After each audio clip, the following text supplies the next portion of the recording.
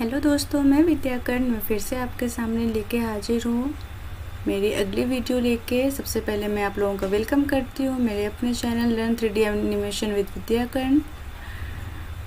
और आज मैं इससे रिलेटेड आपको बताने वाली हूँ कि हम लोग मटेरियल एडिटर का यूज़ कैसे करते हैं।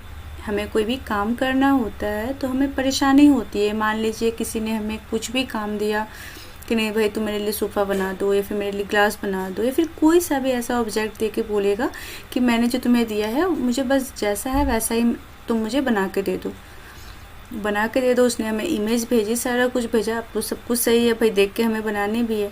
लेकिन बनाने वक्त क्या परेशानी हो जाती है ना कि भाई साहब अब मैं बना रही हूँ, अब बार बार क्या हो रहा है, मान लीजिए मैंने कुछ भी यहाँ पे मैंने बॉक्स क्रिएट किया, सपोज़ कि मैं कुछ भी बना रही हूँ, मुझे सोफ़ा ही बनाना है। अब मैं क्या करूँगी, बार बार मैं इमेज देखूँगी, अच्छा तो यहाँ पे ऐसे है, फिर मैं इसको बैक करूँगी, फिर मैं यहाँ पे काम करूँगी। तो ये तो पापा बहुत बड़ा सा इशू, बहुत सारा प्रॉब्लम आता है ऐसे कि बार बार वो बैक जाओ फिर आगे आओ, बैक जाओ आगे आओ, कितनी सारी दिक्कतें का सामना करना होता है। तो मैं आपको बताऊंगी एक सबसे अच्छा तरीका कि हमारी वो इमेज हमारी स्क्रीन पे रहे और हम उसे देख के आसानी से, क्योंकि कोई भी चीज़ें जब हमारे सामने होती है ना तो हमें उसे बनाने में परेशानी नहीं होती है कि हम उसे देख रहे हैं और बना भी रहे हैं। ठीक है, तो मैं आपको बताऊंगी कि वो काम हम कैसे करते। तो इसके लिए हम क्या करेंगे मैं आपको बताती हूँ। सबसे पहले हम फ्रंट व्यू में जाते हैं। आप किसी भी व्यू को आप यूज़ कर लो, वो इशू नहीं है, लेकिन क्योंकि मुझे प्लेन एक नॉर्मल सा क्रिएट करना है, क्योंकि जो हमें इमेज दी गई है भाई उसके लिए कुछ तो चाहिए। कहाँ रखूँगी उस इमेज को, कहीं पे भी तो रखना है ना उसे सही तरीके से कि मैं उसे देख सकूँ और मैं उसे बना सकूँ। तो उसके लिए क्या करते हैं, एक नॉर्मल सा हम लोग एक प्लेन क्रिएट करते हैं। हमने प्लेन क्रिएट किया, हम मॉडिफाई में गए, क्योंकि हमें इस सेगमेंट्स का तो कोई यूज़ ही नहीं है इसमें, तो हम सेगमेंट्स को क्या करते हैं 1 पे कर देते हैं। लेकिन सबसे बड़ी चीज़ ये होती है कि अब हमारे पास जो भी इमेज है, हमें जिस इमेज पे भी हमें काम करना है, हमें सबसे पहले उसकी प्रॉपर्टीज़ देखनी होगी कि उसका लेंथ, उसका विड्थ, उसकी हाइट उस इमेज की कितनी है, ताकि उस हिसाब से सेम प्रोपोर्शंस में हम काम कर सकें। ठीक है, तो उसके लिए हम लोग अपने इमेज पे जाते हैं। ठीक है, फाइल मैनेजर पर जहाँ भी आपने इमेज को रखी हो, मैं डाउनलोड्स पे मैंने रखा है। मान लीजिए मैं ये सोफ़ा ही सपोज़ क्रिएट करती हूँ, तो यहाँ पे तो शो हो रहा है ना डायमेंशंस कि 1220 एंड 1280 एंड 527। तो बहुत सारे बच्चे कंफ्यूज हो जाते हैं, यार इसमें लेंथ क्या है, विड्थ क्या है, फिर परेशानी हो रही है। तो उसके लिए इतना घबराने की ज़रूरत नहीं है। हम राइट क्लिक करेंगे इस इमेज पे और यहाँ पे प्रॉपर्टीज़ आती है लास्ट में, वहाँ हमने क्लिक करना है। उसके बाद यहाँ पे डिटेल्स है, डिटेल्स पे क्लिक करना है, तो ऐसा ओपन होएगा और हमें यहाँ पे इसका साफ शब्दों में मिल जाता है। विड्थ इसका 1280 पिक्सल्स है और हाइट इसका 527 पिक्सल्स है। अब विड्थ तो यहाँ पे विड्थ सेम है, लेकिन क्योंकि यहाँ पे लेंथ है और यहाँ पे हाइट है, तो भाई साहब इसमें भी परेशानी कि यहाँ पे अब तो है ही नहीं हाइट, तो हमें देना कहाँ है। उसके लिए घबराइए नहीं, ये हाइट जो है ना वो हम लोग लेंथ वाले से बॉक्स में हम लोग उसको लिख दिया करते हैं। ठीक है, तो यहाँ पे जैसे हाइट है, तो हाइट हमने बोला आपको लेंथ में लिखना है, तो 527 पिक्सल्स है और 1280। ठीक है, तो यहाँ पे मैंने 527 लिखा, 527 एंड यहाँ पे हमने लिखा 1280। अब ये देखिए इतनी बड़ी इमेज आ गई, फिर हम भाई काम कहाँ करेंगे, सारे जगह तो इसने ही ले रखा है, अब मैं इस पे काम कैसे करूँ, वो भी परेशानी है हमें। अब हमारी इमेज तो है ही इतनी बड़ी और इसमें जो वो खुल रहा है तो इसने सारे ग्रिड को भी कवर कर लिया है। अब मैं कैसे भी कहीं भी जाऊँ तो अब मैं कहाँ बनाऊँ, ये तो समझ में ही नहीं आ रहा है हमें। तो आपको घबराने की ज़रूरत नहीं है, मेन होता है हमें सेम प्रोपोर्शंस में काम करना। ठीक है, तो हम क्या करेंगे, ये जो हमारी लेंथ और विड्थ है, या तो इसे हम 10 से या तो 100 से इसे डिवाइड कर देते हैं। तो यहाँ पे जो 527 है इसको 10 से हम डिवाइड करेंगे, 0.7 तो ऐसे ही आ गया। ठीक है, और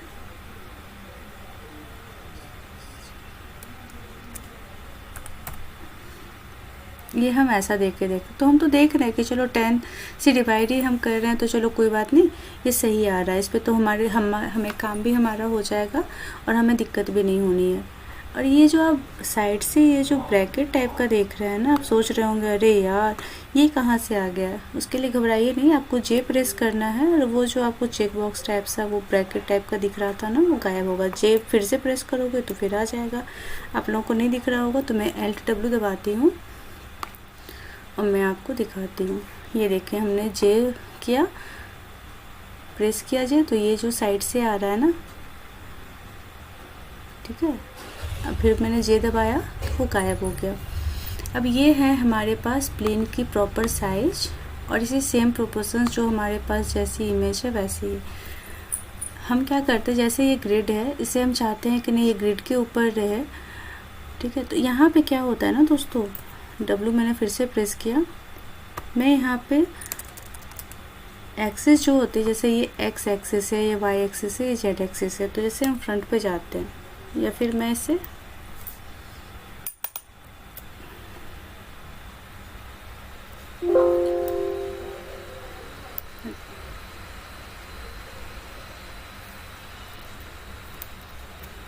ठीक है, जैसे हम ये फ्रंट पे जाते हैं।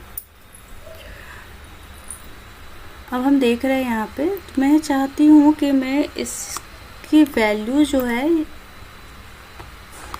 0 कर दूँ। तो इससे क्या होता है ना, ये ग्रिड के बीचों बीच आ जाती है हमारी ऑब्जेक्ट। तो मैं इसको थोड़ा सा ऊपर ग्रिड के ऊपर रख देती हूँ। और ये क्योंकि सामने और मुझे काम करना, तो आप चाहे लेफ़्ट व्यू से भी आप इसे साइड कर दीजिए, क्योंकि हमें इसे लेके जाना है कहाँ पीछे करना है दोस्तों, हमें Y एक्सिस पे लेके जाना है।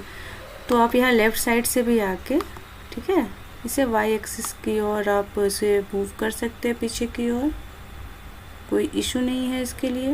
ये पीछे चला गया, या तो आप यहाँ से भी लेके जा सकते थे, इसे पीछे ऐसे करते, ऐसे करके इसे पीछे लेके आ सकते थे। अब ये मैंने मटेरियल को यहाँ पे असाइन कर दिया, ठीक है। अब हम दबाएंगे M फॉर मटेरियल एडिटर। यहाँ पे हमारा मटेरियल एडिटर खुल गया, लेकिन जब आप लोग खोलोगे ना तो आपका ऐसा आएगा। जब भी आप पहली बार मटेरियल एडिटर पे काम करने जाइएगा तो आपके पास ऐसा खुलेगा। फिर आप सोचोगे अरे भाई साहब मेरा तो ऐसा था ही नहीं, मैंने जब खोला हुआ तब तो वो तो कॉम्पैक्ट एडिटर अच्छा वाला थोड़ा अलग टाइप से दिख रहा, तो मेरा तो ऐसा दिख ही नहीं रहा है। इसमें भी एक परेशानी है, तो घबराने की ज़रूरत नहीं है। हम लोग ना मोड्स पे जाएंगे, फिर कॉम्पैक्ट मटेरियल एडिटर पे क्लिक करेंगे, फिर वो मैं जैसा मैंने पहले खोला था वैसा ही आप लोगों का ओपन हो जाएगा।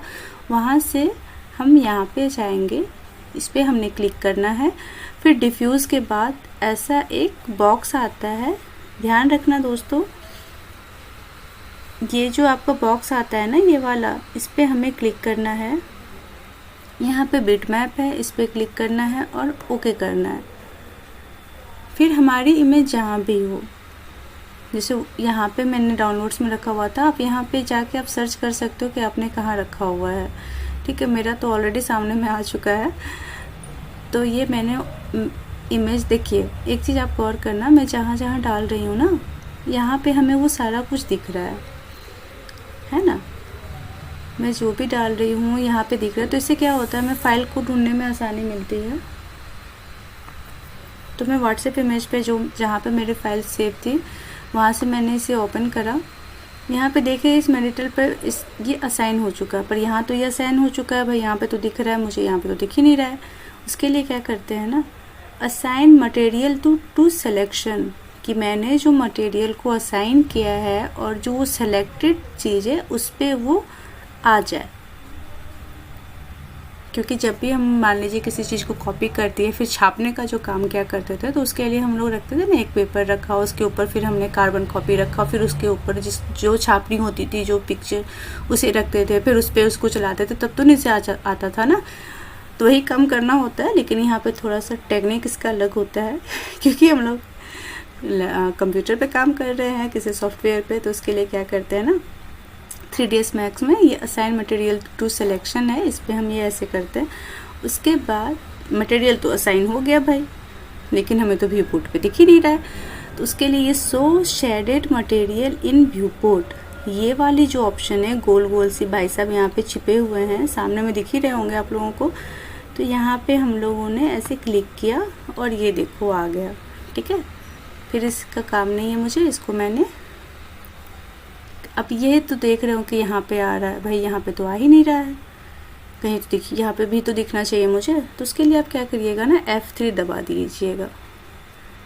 F3 दबाने के बाद ये आपको इसमें दिख जाएगा, वरना फिर से F3 दबाओगे तो आपको वायर फ्रेम में दिखेगा, तो ये आपको फिर दिखेगी नहीं ये इमेज। तो F3 दबा दीजिएगा तो सामने से ये ओपन हो जाएगा।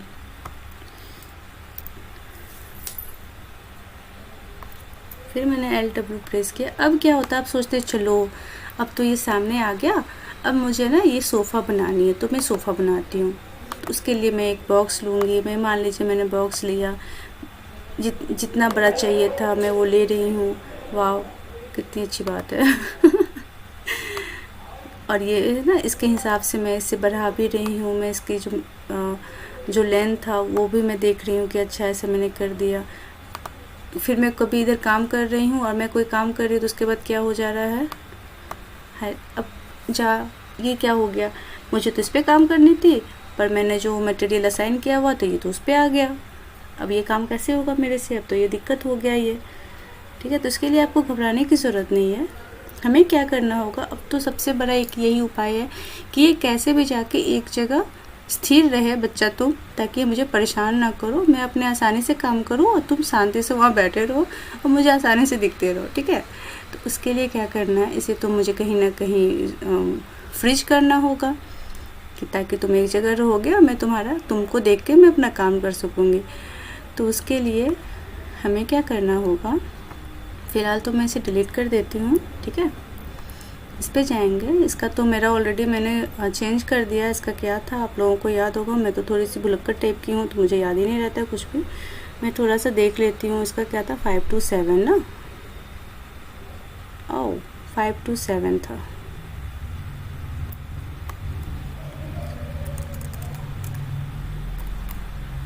तो मैंने 10 से डिवाइड किया जैसे मैंने आपको बताया था, ये आ गया। अब मुझे क्या करना है, इसके लिए इसे मैं सिलेक्ट करूँगी यहाँ से आप ये देख रहे हैं ना, सिलेक्ट एंड मूव से ये W मैंने प्रेस किया, इसको मैंने सिलेक्ट किया, राइट क्लिक करूँगी। यहाँ पे एक ऑप्शन आता है ऑब्जेक्ट प्रॉपर्टीज़ करके, ध्यान रखना दोस्तों। मैंने राइट क्लिक किया, यहाँ पे ऑप्शन आया ऑब्जेक्ट प्रॉपर्टीज़ और इस पर मैंने क्लिक किया। मेरे पास ऐसा डायलॉग बॉक्स खुलता है। इसमें क्या करना है हमें, शो फ्रोजन इन ग्रे। ये क्या होता है ना, हमें वो पूरा पिक्सल, ये जो फोटोज है पूरा ग्रे में ही शो करेगा। इसके लिए हम इसे क्या करते हैं, अनटिक कर देते हैं। अनचेक कर दिया हमने, ये एजेज ओनली पे आपको क्लिक कर रहने देना है। और ये फ्रीज ऑप्शन आता है, ये इंटरएक्टिविटी के नीचे आप देखिएगा, ठीक है। फ्रीज का ऑप्शन आता है, इसमें हमें टिक करना है। इसको चेक बॉक्स को इसमें राइट क्लिक टिक करना है और हमें करना है यहाँ पे ओके। अब आप चाहे कुछ भी कर लीजिए, देखिए सिलेक्ट भी नहीं हो रहा है। अब हम चाहे तो आसानी से काम कर सकते हैं, इसमें कोई दिक्कत नहीं है। अब चलो, मैं सोफ़ा बनाना था हमें, तो मैं सोफ़ा बनाती हूँ। मैंने ऑटो ग्रिड ये ऑन किया ताकि मुझे ये ग्रिड पे आसानी से मिल जाए। मैं ये काम कर रही हूँ। अब तो फिर से परेशानी हो गई भाई।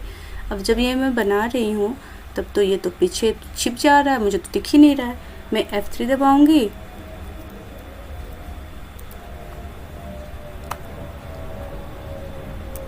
तो पीछे वाला भी गायब हो जा रहा है। यदि मैं चाहूँ कि नहीं, कम से कम F3 दबा के मुझे दिख जाए कुछ भी, तो पीछे वाला भी जो मैंने मटेरियल एडिटर से जो मैंने असाइन किया हुआ था पिक्चर, वो भी गायब है। अब मैं क्या करूँ, इसके लिए घबराने की बात नहीं है। अभी क्या करना है आप लोगों को, ये Alt X दबाना है।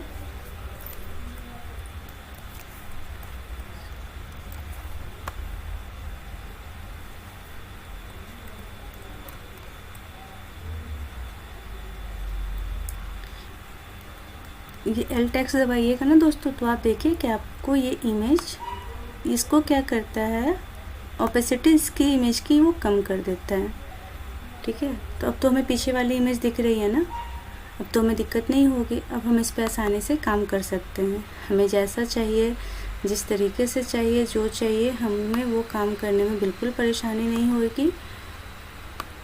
हम यहाँ पे जाएंगे, इसे कहेंगे कि भाई तुम इधर आ जाओ, हमें जैसे भी बनाना है। अब हम इस पे आसानी से अपना काम कर सकते हैं। एक चीज़ और दोस्तों, मैं मान लीजिए मुझे इसको काम करने में परेशानी हो रही है। ठीक है, मैं चाह रही हूँ को मेरी ये वाली जो इमेज है थोड़ी सी आगे या फिर थोड़ी राइट साइड या थोड़ी लेफ़्ट साइड होती, या फिर कहीं पे भी मैं चाहे, लेकिन अब तो ये काम ही नहीं हो रहा। ये तो बिल्कुल भी सिलेक्ट नहीं हो रहा है। इसे तो मैंने फ्रीज कर दिया है। अब तो भारी मुसीबत है भाई, मैं कुछ भी कर लूँ, कुछ भी कर लूँ, ये तो सिलेक्ट ही नहीं होना है। तो इसके लिए भी आपको घबराने की ज़रूरत नहीं है। हमें क्या करना है, फिर से वापस से हमें राइट क्लिक करना है और यहाँ पे अनफ्रीज ऑल करके एक दिख रहा होगा ऑप्शन, अनफ्रीज ऑल करके आ रहा है, इस पर हम क्लिक करेंगे। अब ये देखें, अब ये सिलेक्ट भी होने लगा। अब हम इसे पकड़ के मूव भी कर सकते हैं कहीं भी, जहाँ भी चाहें। आप यहाँ रखिए, यहाँ रखिए, आपको रोटेट करना हो ये दबा के आप रोटेट कर दीजिए, कोई इशू नहीं है। आपको उसको स्केल करना है, आपको जो करना है आप इसके साथ कर लीजिए। मैं तो भाई यहीं पे कंफर्टेबल हूँ इसके साथ, तो मैंने फिर से इसे यहाँ रखा और फिर से मैं राइट क्लिक करके मैं ऑब्जेक्ट प्रॉपर्टीज़ में जाऊँगी, क्योंकि ऑलरेडी मैंने इसे अनचेक किया हुआ था शो फ्रोजन इन ग्रे को, तो ये ऑलरेडी अनचेक्ड ही है। और फ्रिज को मैंने चेक किया, राइट क्लिक किया मैंने, इसमें मैंने टिक बार लगा दिया, मैंने ओके कर दिया। अब ये फिर से फ्रीज हो गया। अब मुझे कोई परेशानी नहीं होगी किसी भी काम को करने में। अब मैं आसानी से यहाँ पे अपने काम को कर सकती हूँ। मैं चाहूँगी सोफ़ा बनाने तो मैं इस सोफ़ा को बना सकती हूँ, और आप भी बना सकते हैं। उम्मीद करती हूँ दोस्तों कि आपको मेरा ये वीडियो बहुत अच्छा लगा होगा। आपको शायद अब कोई डाउट नहीं होगा, लेकिन यदि कोई डाउट गलती से होता भी है और शायद मेरे बताने के तरीके में थोड़ी सी भी कोई त्रुटि या गलती हो जाती है, तो उसके लिए मुझे माफ़ कर दीजिएगा दोस्तों। और कोई भी चीज़ें यदि आपको समझ में नहीं आई है तो आप मुझे कमेंट सेक्शन में लिख के दीजिए। मैं पूरी कोशिश करूँगी कि मैं आपकी जो समस्या है उसका समाधान कर सकूँ, मैं सॉल्यूशन दे सकूँ आपको कि हमें काम कैसे करना है। उम्मीद करती हूँ कि आपको ये वीडियो पसंद आया होगा। यदि वीडियो अच्छा लगा है तो इसे ज़रूर से ज़रूर लाइक करें, सब्सक्राइब करें, शेयर करें और कमेंट सेक्शन में अपना कमेंट्स लिखना ना भूलें।